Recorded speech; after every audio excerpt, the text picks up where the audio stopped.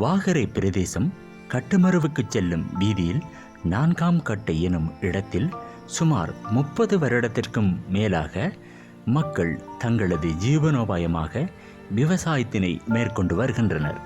எனவே இவ்வாறான நிலையில் செவ்வாய்க்கிழமை 25ஆம் திகதி திடீரென இவ்விவசாய பகுதிக்கு சென்ற வன இலாக்கா என்று கூறிக்கொண்டு வந்த அதிகாரிகள் மக்களது கொட்டில்களை தீயிட்டு எரித்ததாகவும் விவசாயிகள் மீது தாக்குதல் நடத்தியதாகவும் கூறுகின்றனர்.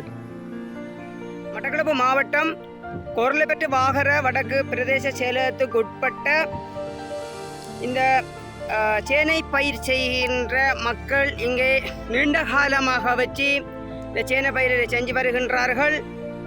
பொரஸ்காட்டு இந்த வாடியை வந்து இன்றைக்கு பற்ற வச்சிருக்கின்றார்கள். இந்த வாடியிலிருந்த அனைத்து உடைமைகளும் பத்திருக்கின்றது. இந்த உடுப்பு உட்பட அனைத்தும் பத்திருக்கின்றது. நன்றாக பாருங்கள். நாங்கள் இங்கே வந்து வெறுமனே காடுகளை அழிக்கவில்லை. நாங்கள் எங்களோட வயிற்று பிழப்புக்காண்டி நெடுங்காலமாக இங்கே வந்து நாங்கள் இதை இங்கே பயிர் செஞ்சு உணவு உற்பத்தி செஞ்சு இதை நாங்கள் சாப்பிட்டு கொண்டிருக்கின்றோம். இந்த புரசு காட்டு இங்கே எங்களை வாழ விடுறார்கள் இல்லை. இப்படி எங்களுக்கு பெரும் தொந்தரவாக இருக்கின்றது. நாங்கள் இனி கடலில் விழுந்து தான் சாக வேண்டிய நிலைமை இருக்கின்றோம். இந்த சம்பவம் தொடர்பாக இலங்கை தமிழரசு கட்சியின் கௌரவ பாராளுமன்ற உறுப்பினர் டாக்டர் ஸ்ரீநாத் அவர்கள் சம்பவம் நடந்த இடத்துக்கு சென்று பார்வையிட்டதோடு சம்பவம் தொடர்பில் விவசாயிகளுடன் இவ்வாறு கலந்துரையாடினார். நடவடிக்கையை நாங்கள் எடுப்போம். இங்கே இருக்கிற உங்களுடைய மட்டக்களப்பு மாவட்ட புறசலத்துக்கு அடுத்து நான் ஆன்சரில் இந்திய அலுவலர் கதைக்கிறார் இல்லை அங்கே இருக்கிற கிளாக் தான் சொல்லி போட அவங்க எத்தனை வீட்டுக்கு போயிருந்தாங்கன்னு சொல்லி இங்கே எடுத்துனா நாங்கள் ஆன்சரில் சரி நீ உங்களுக்கு வேற இடம் இல்லை தானே காலகாலமாக இருக்கிறீர்கள் தானே முறையான பகையில பெற்றுக் கொள்ளக்கூடிய நடவடிக்கை நாம் மேற்கொள்வோம். நடவடிக்கை எடுக்க சொல்லி நாங்கள் கேட்போம்.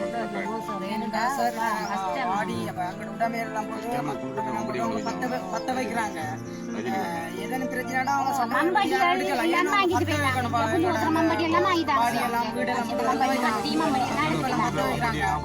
அடுத்த நாங்க வந்து கேட்டா வந்து இப்ப நாங்க கேட்டே சார் இப்படி செய்றீங்க ஏதாவது பிரச்சனையான்னு சொன்னா நாங்க கேட்ட வந்து சார் நீங்க வாடியை பத்த வச்சீங்கன்னு சொன்னா நான் கேட்டேன்.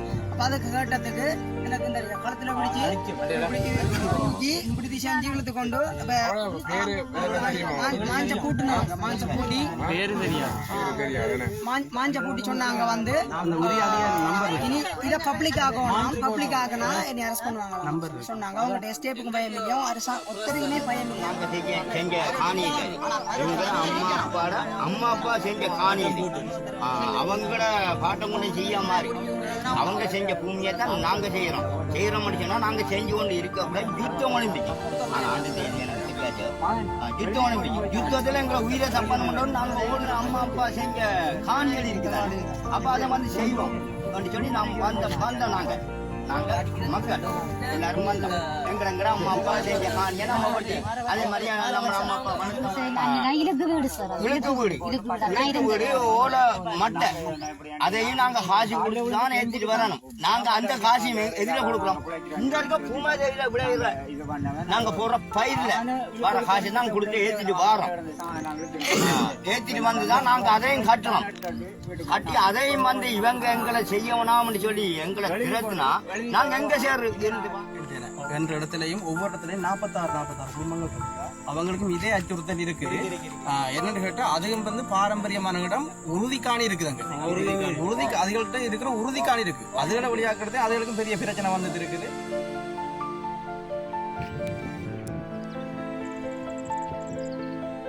பாருங்கம்மா இந்த பயர் நாட்டு நாம் இந்த பயிர் நான் காலங்காலமா பயர் செய்யறாங்க.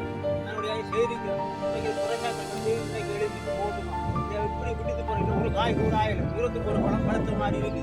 விட்டு போறேன்டா எனக்கு இனி கடையில எண்ணெய் குறிக்கணும்னா இதை நான் கஷ்டப்பட்டேன்னா உழவு காய்ச்சி எண்ணெய் பயிர் காய்ச்சி எண்ணெய்னா இதுக்கு எண்ணெய் எடுத்து வர அடிக்கிறேன். எல்லாம் இப்படி எல்லாம் செய்திக்கிறேன்.